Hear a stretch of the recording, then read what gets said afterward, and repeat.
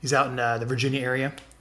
And you're going to talk about how to hold really powerful, scaled up, solid investor meetup groups in your market. Like actual meetup groups where people come together in person, not on Zoom, to learn something and to network and interact, to build yourself relationships that bring you lots of opportunity. Just right off the bat, before I get into all the normal housekeeping stuff, Rob, how much money or opportunity did just your one investor meetup group bring into your business last year? Just under $2 million. Of gross commission income?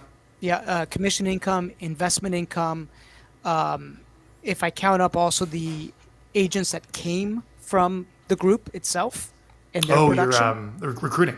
Recruiting, yeah. Recruiting, because it's a massive lead gen tool for recruiting.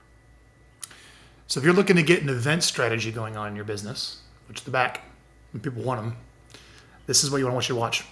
So before we get into all that, quick housekeeping things. You're watching Keeping It Real. You can go to keepingitreal.com where you can see all the replays, all the shows of us interviewing top real estate around the country. Rob is one of the top 100 real estate agents at Keller Williams Realty. So he's in the top upper crust up there with his production, and the knowledge you're going to get is priceless today as we go through the interview. You can also go to the Real Geeks Facebook page where we'll be live streaming and watch the replay there. It'll also be up on the Real Geeks YouTube channel where you can watch the replay if you're not already there. And we're also on iTunes. So if you search for Keeping It Real on iTunes, you can check out the show that way. All right. If you have any comments, please ask. They all go right to me, and I'll be the listener's advocate to ask any questions. And let's just get down to it, Rob. So what I'd like to just start with, you had this idea to start a meetup group. So to get everyone caught up, you decided to open one up in Reston, Virginia, where you're kind of originally where you had your first one. And you opened it and you started it on meetup.com. Is that right? That's right.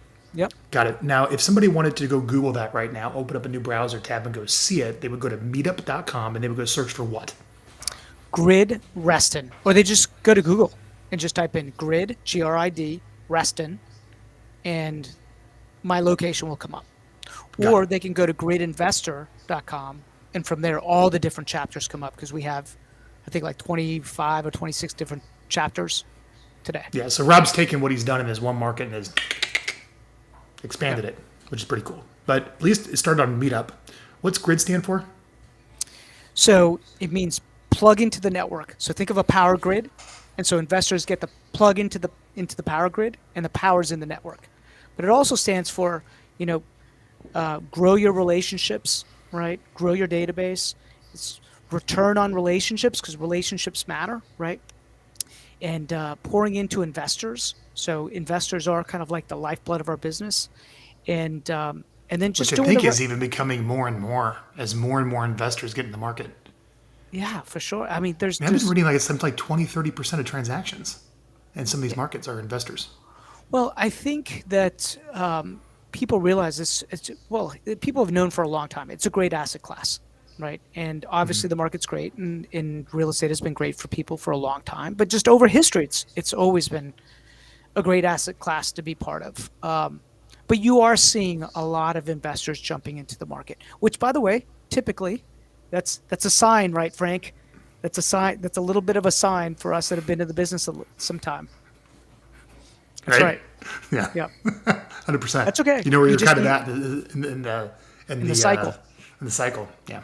For sure. So this is pretty cool. So why don't we just start with the first question I want to ask you, just so people know where the interview is going to go, is I want to know why you're reasoning and why you started a meetup group and when. And then I'm going to just kind of interrogate you. I want to know kind of step by step how you did and how you built it and what you recommend for chapter partners if somebody wanted to build their own. All right? Sure. So the first question I have is, what motivated you to actually start putting a meetup group on versus all the other ways of getting business that are out there?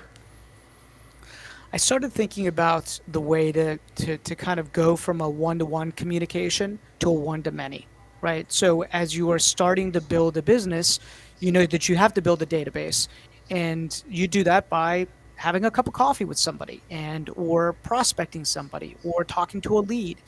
But I was like, what would the world look like if I could actually create something of value that would attract 20 people, 30 people, 40 people, 100 people to me at one time, where I then had the ability to pour into them on a topic that I love, and we could just talk shop about it.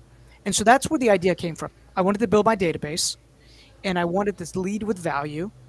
And it started with 5 people, and then it just kind of grew from there. And before we knew it, we had 100 people in the room, and we're all just talking about what we love to talk about, which is building wealth and buying real estate investments. And I would help facilitate those discussions. And then what came out of it was just a massive lead gen tool, right? Can I step back? Sure. Were you scared? No, not at all. I know it's a ridiculous question to ask where you're at, but think about how long ago was this that you decided to do this? I mean, it's been some time. It was Think about how many years? 2007. Wow. Okay, I Yeah. have to do math. Yeah. It's like 14 years or something. 15 years, 14 Yeah. years? 15 years. Yeah. I mean, really though, 14 years ago, where you were at, were you scared of public speaking and leading a bunch of strangers and putting this on? I mean, that's a kind of a big step for a lot of people. I just want to address that right away. Yeah. I found that if you love to talk about something and you've put in your 1,000 hours, 10,000 hours, then fear, I don't know. I just that never worried me. It's just because I was going to talk about something that I loved. You were just so excited to get in a room with people like yourself that you wanted to build it. Yeah, yeah, yeah. I wasn't scared. The only fear that I had was, what if nobody comes? I was Oh like, no, it's everyone's what, fear, man. what if I do this and They'll nobody? never leave you. Even Yeah. at even the biggest events, when you sign the big contracts, what if no one shows up? What if nobody shows up? Right? And it's Yeah. me, and it's crickets. That was So the you only put fear. this. So you make this decision. You want to hold an event. So you go to meetup.com. Tell us what you did and what you said on there, and kind of how you Sure. set the thing up. Okay. So what happened was, you know, before you decide to do something like this, I really believe you have to have some content, some context. You need to be doing it. You got to be in the game already. And my wife and I had been going to real estate investment association groups for 5 or 6 years prior to this. And we'd been buying real estate along the way. And I remember going to these groups and saying to myself, this could be done better.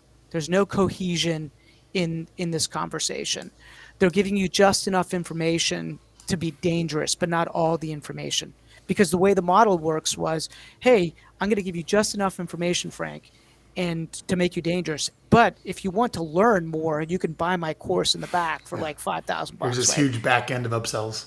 Yeah, and so I was like, that doesn't feel right. I'm a deal maker. What if I just gave the information away for free so we could do more deals? And then I was like, but what would an investor need to know first?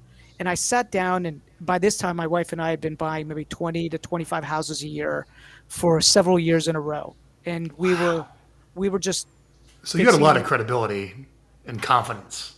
Well, we had done a lot of things right, but we'd also done a lot of things wrong, right? And I Yeah. remember thinking, if I could help people not do some of those wrong things, if I could guide them a little bit better, and let's just mastermind around it. So I did have confidence around it, and we just started. I said, well, what would I need to know first? And I was like, well, I need to know the concept of wholesaling, because it's just a foundational concept of the business, because you need to know what ARV is after repair value. You need to know construction costs. You need to understand how you're going to make a margin on that. So that'll be kind of like a foundational topic, and we'll make that January. And then every month we built on that another So one concept. meeting a month. One meeting a month. How That's long? right. But 3 hours, 2.5 to 3 hours. Wow. Yeah. Yeah. Yeah. This is a meeting. Well, what happens is you spend about an hour to an hour and a half on a topic, and people get really into the top. You get 30 minutes of intros, because I wanted people in the room to learn who is in the room. I wanted Yeah. to So you give go them a around, platform. and then you bring a speaker up, which is probably you with a prepared topic. Yeah, we would have a topic, and the Aren't you topic was scared going of to other investors taking your ideas in the same market, giving all this be. away? People would ask me all the time, why are you teaching your competition? And I never saw it that way. I saw it as co-opetition, because the wholesaler needs the rehabber, and the rehabber needs the wholesaler, and the hard money lender, is there for both of them. And the agent, like, I had no fear of it. There was just so much business, right? And people tried it, and they stuck with it for maybe 6 months, and then they fell out, because this takes consistency. Think It's about this, hard. Frank. I've run it the first Tuesday of every month for the last 14 years, and we've never missed ever, Have you ever. been at all of them? 95% of them. Yeah. Yeah. And I have a buddy. Wow. So my Mark Beckett, my Yeah. business partner, and I, we would cover for each other. What time do you hold them, and where do you hold them? I'm just curious. So So first Tuesday yeah, of every month, two and first a half, Tuesday, 3 hours for 6:30 at 14 night. years, 6:30 Yeah. at night 6:30 at night. Right. till In our 8 till market 9, center. 9:30 Yep. in your market Sometimes center. So they 10, come to 10:30 your. to my office. Yep. And we Has it been a just, problem holding that at like a branded brokerage versus a more neutral location? no, it's so interesting. Not at all. I thought that it might be in the beginning, but people don't care. And what's interesting is that 20% of that room are typically agents from other brokerages. You have to be And killing it with recruiting. but yeah, like one day my office called me and said, "Hey, you've got like 22 people in your first line. Like, how did you do this? Like, where did?" And I hadn't even noticed because investors were coming to me or people getting started, and they would say, "Hey, should I get my real estate license?"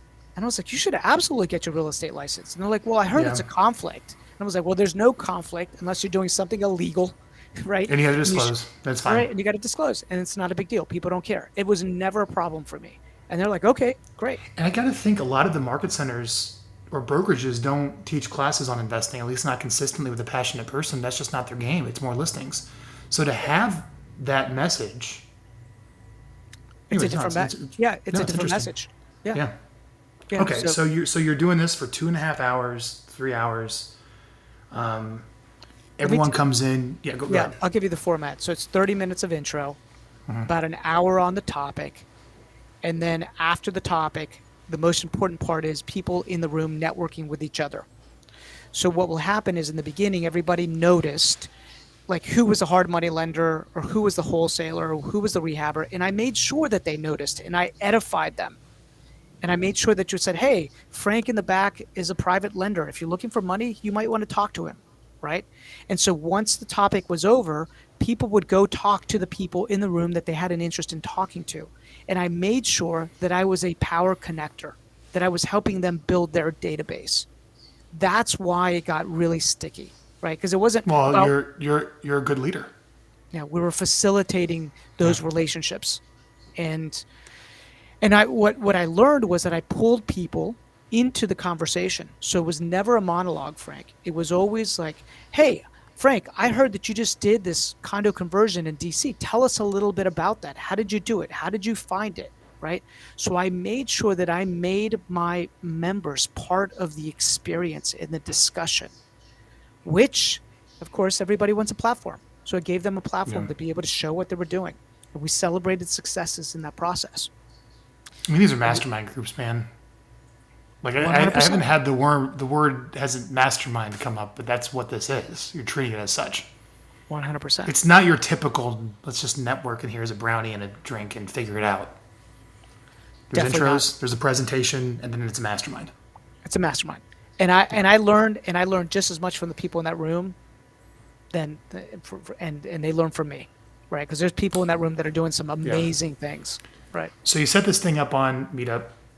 You know, you give me some of the words you used. Sure. Like someone's on Meetup right now watching this. All right, what do I? Give me some messaging guidance. Yeah, this is interesting because I've learned through this process. I mean, I set it up and it was perfect right in the beginning. And I say perfect in the beginning because I already knew the language that attracted the Yeah. investor, The message. right? Yeah. The message. But when I've had agents want to learn or talk about this, they don't know the language. They don't understand like what wholesaling is. So we might say, come learn how you can buy real estate without ever owning it, right? How you can control real estate without ever owning it, and making money in the process. Learn the art of wholesaling, right? Or Yeah. come learn about how to do creative financing and lease options and subject twos, right? And so your creative investor is going to be like, "Oh, I want to learn about lease options and subject twos and creative financing." Or we might say, "Come be the bank. Learn how you can become the bank," right? Instead of going to the banks. I'm like, This okay, is well, like in the description of Meetup, that's in the like description. the sales letter of why you should Yeah. come. And everybody can go to Grid and they can look at all the topics that I have Yeah. and they're all You can see all the past topics, all the Well, future a lot of the topics. messaging will be just on the current meetup group that you have right now to the model. Yeah, it's all there, Easy. right? They can just, yeah, Yeah. they can just look at it and copy Okay, it. so you set this thing up, you do it at your brokerage, or you do it at your mortgage company or title company or wherever you want to do it, right? That has some space. Yep. All right. And now it's online, but no one knows about it. You're like, oh, I'm going to do my first one. What's next? So you want to get it out to all the channels that you possibly can. So just think of what you should already be doing in your everyday business, right? If you got an email distribution list, you're sending it out to that list. You should be putting on Facebook, Instagram, TikTok, everywhere, right? Every single month, everywhere on your signature, and then you want to make sure that this is really a list building exercise, right? So you're putting people in and you're emailing people out and you're just feeding this machine constantly and showing snippets and clips of what happened that month in the actual room. Oh, slow down. So you're recording all these. Yes. So we're in a hybrid, and we've always recorded them, but we're in a hybrid environment. So we will be presenting. We use the owl, by the way. Have you ever heard of the owl? It's kind of cool. I heard, yeah, it's the 360-degree camera. Is Yeah. it worth it? It's worth it. It's totally worth it. All right, cool. Because All right. we can now have a live presentation, but people can also be online. So and you they also can do a live stream to attend. Correct. We live stream Got to it. attend. And then And you're recording. Sorry. Yep. No, I'm no, just that's so good. interested. I'm really Yeah, yeah. interested in this. We record it, right? We record it, and then then our media department puts it on our YouTube channel, and it sits on our YouTube channel, and everybody could do it, and we could always direct people to those different videos, and we have hours of archives of videos for people to watch. We now collect that from all of our partners across the country, and we kind of chop it up and make it look a little bit prettier, give it back to them so that they can post it out to their newsletter, their email list, all the rest. So Yeah, but it's so nice because when you're trying to create content to publish, it's like, oh, I have to go create these other videos. But if you just record the very meetup, you have your content there. Question, are you editing up the owl footage or do you have like another video person there recording it? So the owl footage is a little grainy, and Yeah. we're not, and so what we've done is we have another, believe it or not, we're just streaming through our phones. Like our phones are pretty damn good, right? Yeah. And then they're editing that video through our phones. Got it. Beautiful. Sweet, man. Okay. So send an email to your list, post it on social media, go out and invite people. People go to meetup.com. They click they're going to attend. I mean, I would assume, again, I've never used Meetup. I'm just assuming how this works. I'm assuming you get a notification of registration. Is there anything you do once you see some stranger or someone registers to make sure they actually get a button seat? Yeah, so what happens is when somebody registers, they're a separate list in the platform itself. It says, okay, hey, here are the people that registered, and then we're constantly pinging them up into the actual time of the meeting, right? And then we'll send an email that says, hey, if you're new, come up and say hi to Rob, right? And I want to make sure that I'm always engaging people in that process. I want them to feel like it's their home, their place. They're not just another face in a crowd. Like I want them to feel welcome to the group. And I want them to bring people to the group, by the way. So that's part of it. When I'm in the group, I'm saying, hey, the power's in this network. The larger the network is, the more opportunity there is for everybody. So if you know of somebody that should know about this group, come to the group, and we're going to freely give you all the information away for free. So if you have questions, there's like no question you can't ask, Frank, that we won't, try to provide an answer for if we know the answer. So, so all the people that register are going to get updates along the way, and then when they come into the room, I'm going to make sure that if it's a face that I don't recognize, that we're going to, I'm going to go up and introduce myself, and I'm going to give them a little platform. Like everybody in the room is going to have just a 10-second elevator pitch. Hey, I'm new, right? I'm here for the first time. Or, hey, I'm an experienced wholesaler. I've got 3 deals that I want to wholesale. I give everybody the opportunity to do that real fast. And what it does is that it builds a community, right? This is very different than somebody just teaching a real estate agent class or an investment class, right? This is a community, and you can see the same people come back over and over and over again. And then some people leave for a couple years and then they come back, right? Like I had this Yeah. one investor that they came in with no experience, and 2 or 3 years later they come back in and they're buying 40 houses a year. And you're just like, dude, okay, let's give you the floor. How did you do that? How did you scale the business? And so people start seeing that it's possible to do this. So Are you how did you build your leadership skills? How did you build the skills to do this? This is a real talent, Rob. mhm. Seriously. Time on task over time. I think like little by little, I just said, I want to get in front of a room and have a discussion with people about this. And when you don't claim to be an expert, you don't have, you know, it takes the pressure off. Let's just have a conversation. And by the way, I would, if I needed to bring an expert in, Frank, I would. It gives you permission to reach out to somebody who's doing some amazing things in your local area and bring them in. And I just wanted to facilitate conversations. I don't know if it's a leadership thing. I just it was a Well, you also curiosity have thing. It you also have no fear. was a curiosity thing, Yeah. right? I've never personally, I've never had, I mean, we all get butterflies with public speaking, but I've had, luckily enough, it hasn't been one of my things. Like I feel like if you bring energy, you bring sincerity, you bring value, you're authentic. We're just gonna have a discussion, and and my and my job is to bring value. And if I bring Yeah. value in the conversation, so let's talk about how to provide value. I think that's important, right? People forget this. So this is where you're going into building your confidence. Go. Yeah. So the way you provide value is you help somebody make money, you help somebody save money, or you make smarter, right? You're trading in information that makes them smarter. If you can help families make money through real estate investing or somebody, like they're going to value that. You go from being a transactional agent to being a transformational agent, right? Because people don't look at you anymore. If because remember, I started as an investor and I moved to the agent business. And I always say I'm an agent on the outside, but I'm an investor on the inside, right? So I'm an agent that helps people, families build wealth through real estate. And if I can help your family make money and I could change your family's financial path, then I've created value for you.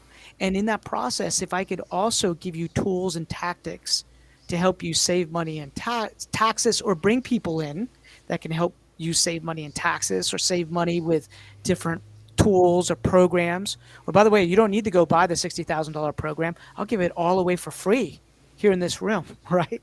So that's valuable. Or if I could give you information that's just going to, or a relationship, right, that's going to change your life, like you're going to find that valuable. And if you run a group and you do those things and you provide relationships that add value, you provide information that adds value, you help people make money or save money, like it's easy at that point, right? It's like people are going to want to be part of it. So you have to lead with giving, right? So this goes back to the whole book, The Go Giver. Or if you're a Gary Vee fan like I am, jab, jab, right hook. It's the same philosophy. And so ultimately, what I would always tell people is the reason we don't charge for these things is because we're deal makers. We want to do deals with you. So Frank, I'm going to give you all the information that I know so that you can go do deals. And then if you've got questions or if you want to partner, I want to partner with you. I want to lend you money on that project. I want to JV with you. Or just bring me the deal and you can wholesale it to me and I'll pay you a fee, right? So we're building long-term relationships with people. And I'd rather, earn a $50,000 renovation, you know, fee versus, the 5 grand I would charge you for this information. Like, let's do deals. We're deal makers. So our Love it. model's a little bit different than the RIA model, which is designed to kind of sell you stuff. Yeah. Makes so much sense. Yeah. Okay. You hold your first event, you record it, you get a little bit of content. Maybe you invite a speaker in, so instead of being the creator, you're the curator. You ever heard that? 100%. So instead of being the creator and you're the one speaking, you can curate, other people to come in and speak. recorded, all right? Gets chopped up and you post different things online, all with a call to action leading back to join my next meetup, right?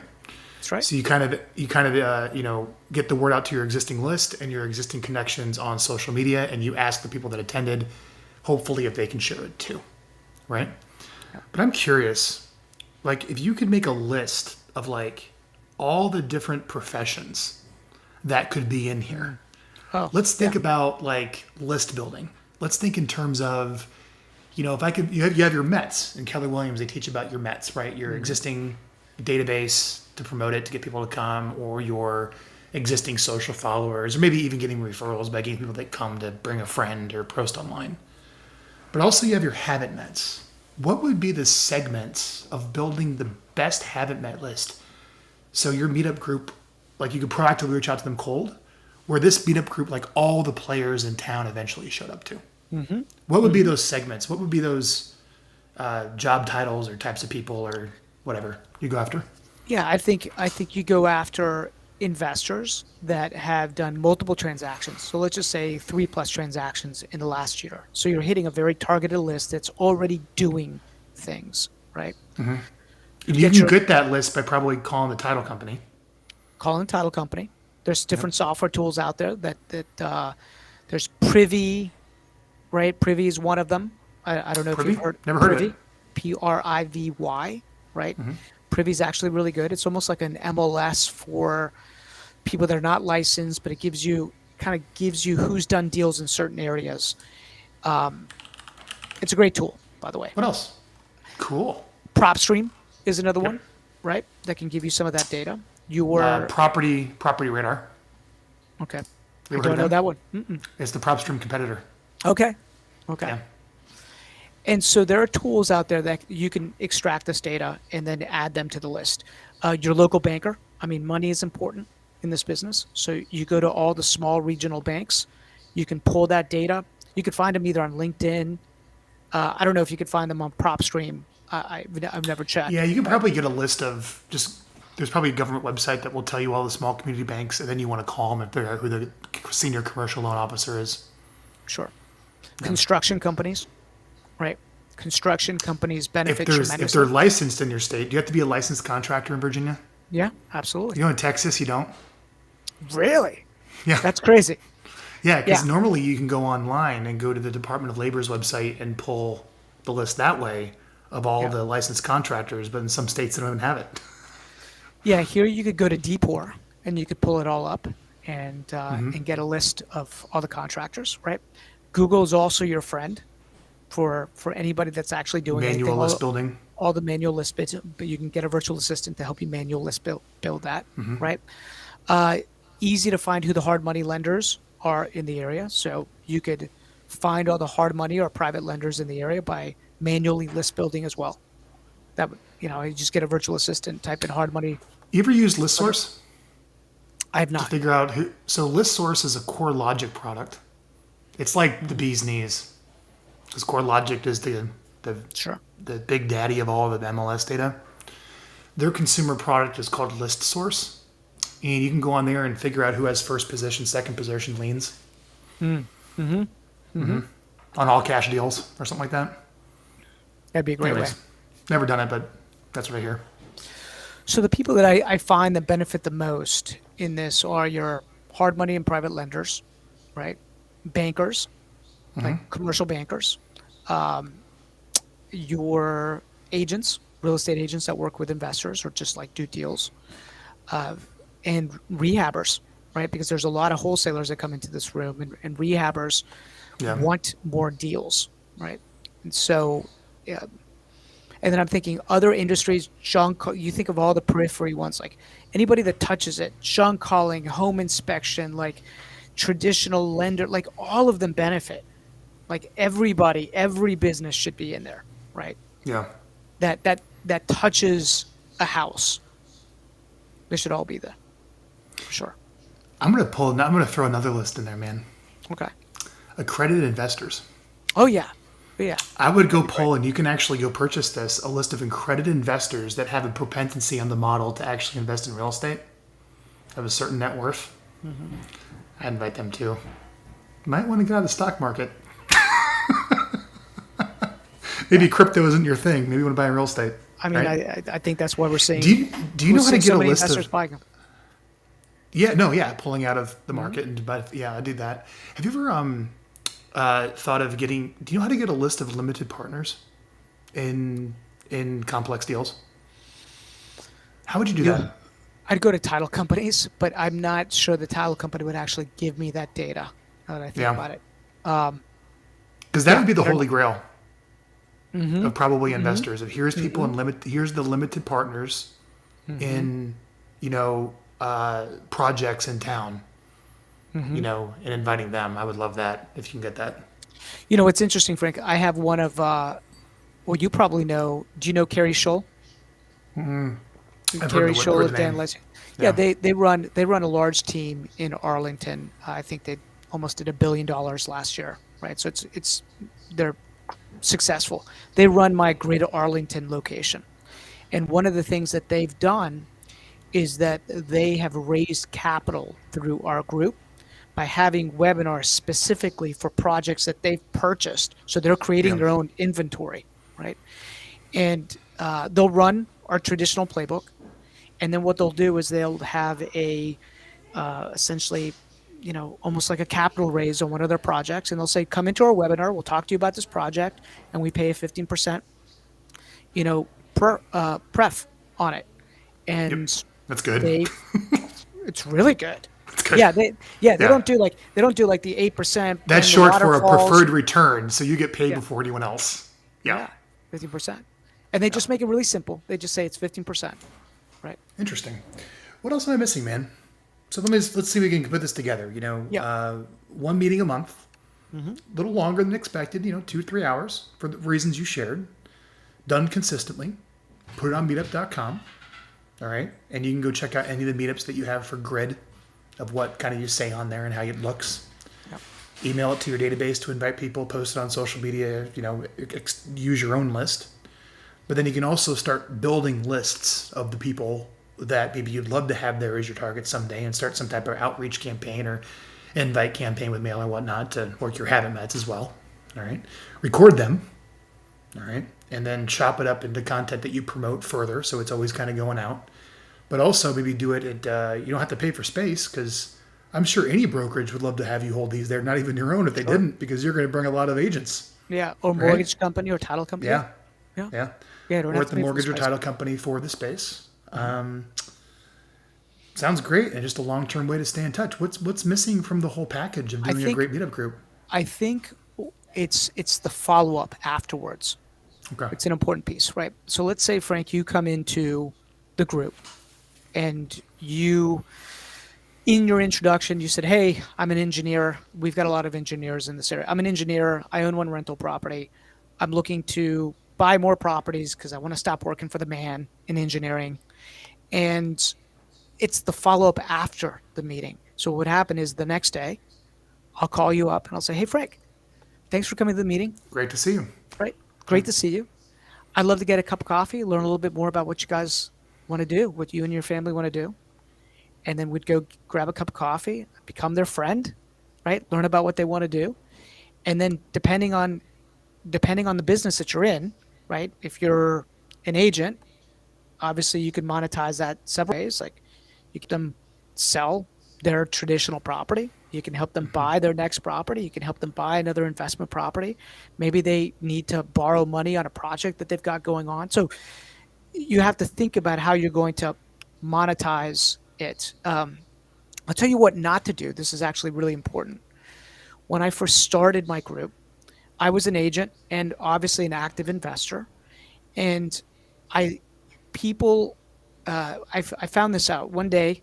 Like, you and I, let's say I've met you, you've come into the group, we're friends, like, we have a great relationship, great dialogue, and then one day you go, "Yeah, man, I just sold my house." I was like, "Dude, I could have helped you with that." Like, and he's like, "Oh, you're an agent? I thought you were just an investor," right? Because I've been talking investments the whole time. So I had to learn to do something a little differently. I had to make sure that I was introducing myself as the agent that does a lot of retail but understands a lot of investment the investment world. And then my business partner, Mark, only focuses on the investment stuff. And he runs our construction investment division within the business. So if you want to wholesale deals or any of that stuff, you go to Mark, right? If you have questions about how to make more money when you go to sell your asset, or if you want to sell one of your assets or anything, you come to me. And I had to make sure that I was telling people exactly what it was that I did. Because if you the message can be confusing if you're an agent in that room and all you're doing is talking about investing, right? Because sometimes they might just see you as the investor. I have, I don't know if you know Leo Pareja, but any chance, like he Oh yeah. owns. Okay, so Leo Remind. Remine, right? But Leo also is one of the owners of the largest hard money fund here on the East Coast, right? It's called Washington Capital Partners. And Washington Capital Partners runs this playbook in the Falls Church location. And so all they look for are hard money loans. What do you mean this playbook? Oh, the playbook. So my grid playbook. They run my grid playbook. They Like actually just run. holding a monthly event for people to talk about stuff. Yeah, they run grid. They run Grid Falls Church, right? And they do all the exact same topics that we teach, but But what it's they all look. raising money for private money. It's raising money and lending money. That's it, right? Now, what we found, the way we're expanding this, is that we really want to expand through the agent investor.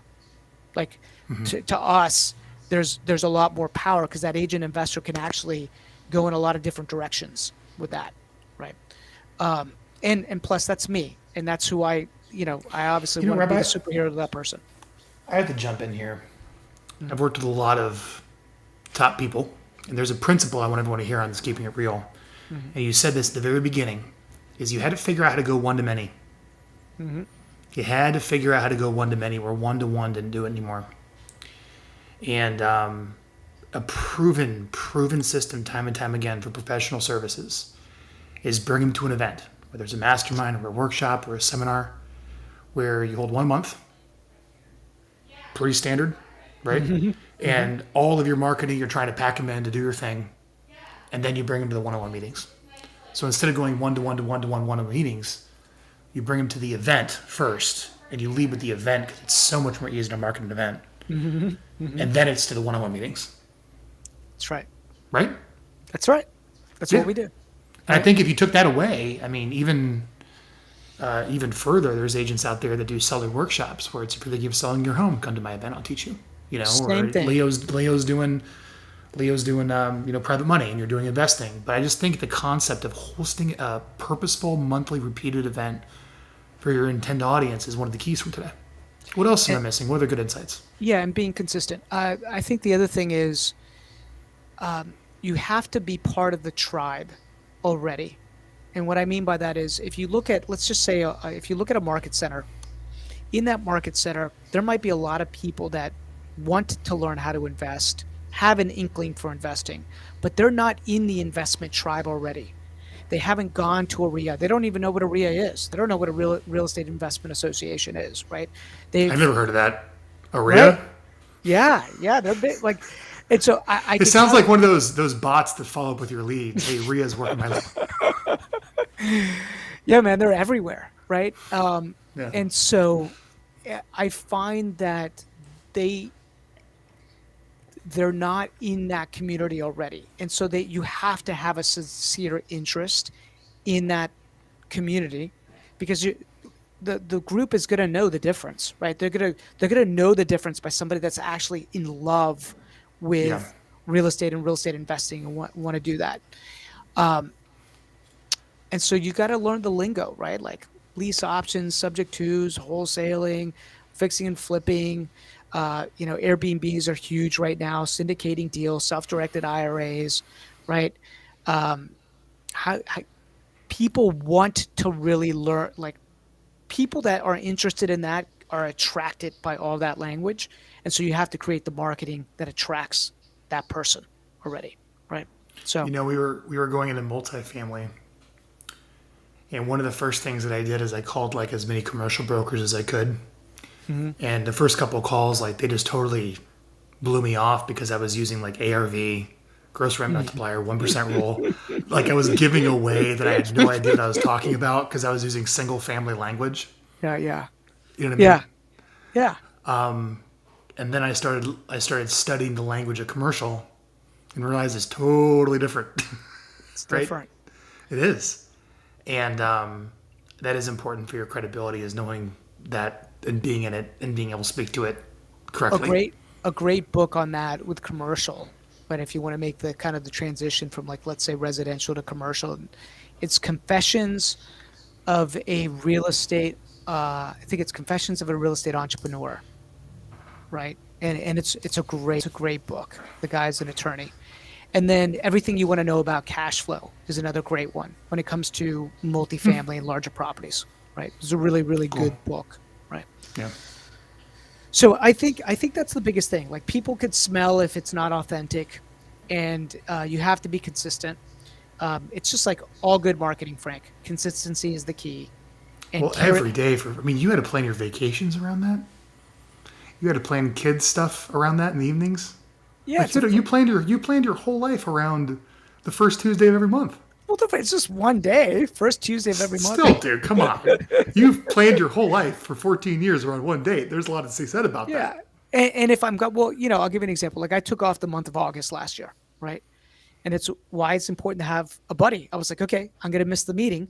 Mark, you got this meeting? You got it? Do you need me to find somebody to help you co-host it? Because it's kind of like click and clack. You ever hear a click and clack? Like the car guys? Oh no, I'm not a car guy, by the way, right? Here's mine. But the meeting is but these guys were so interesting. They were like Harvard guys that were really into cars, and they were brothers, and they were funny, and one was like played off the other one. And I find that when you have a room that's like that, when you've got two people and they play off each other a little bit, like Mark is very analytical. Mark is the spreadsheets numbers guy, and the people that are high C's in that room like really they love Mark, right? And then people like me that are DIs, like I get impatient with Mark. So I'm like, okay, let's move on. Let's go faster, right? And people laugh. And so it's, each event is an experience. Like I want to create an experience for people. I want them to What, leave what, what do like, you what do you spend on? Do you feed them? Like, no, sometimes we do. Like, here's one thing that we do at the end of the year. so let me before you say that, you're not Yeah, spending much to put these on. no, no, you I mean, could, there's, you there's could work spend it there's on. work to get people there, and there's work on the follow up, but the actual event itself is not No, really anything other than the space. They show up, right? yeah, yeah, yeah, And the space is free at your brokerage, especially that time of night. yeah. It's free. Yeah. It's low cost, right? Yeah. Now you can feed them, and we do have like I have some groups that serve beer, and they make it a whole thing and food. But I never felt I felt like if the content's good, I don't need to feed them, right? I do get one guy that's like, when are you gonna feed it? Like I fed the group like one time, and this one guy has never forgotten. He comes every year for like the last 5 years. He's like, when are you gonna feed us again? I just sold him a property. Actually, he just bought a property from us. So I guess he didn't care that much. Uh, but here's what we do at the end of the year. We want to have a big party. We want to celebrate. And we have a big monster award. It's not here, but it's like a big trophy of like a Hulk monster, right?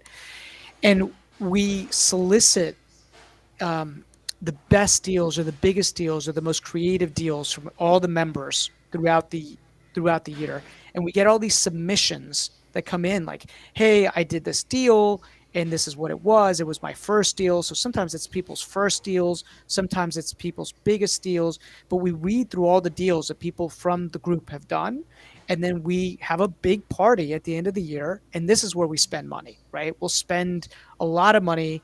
We'll get a different venue.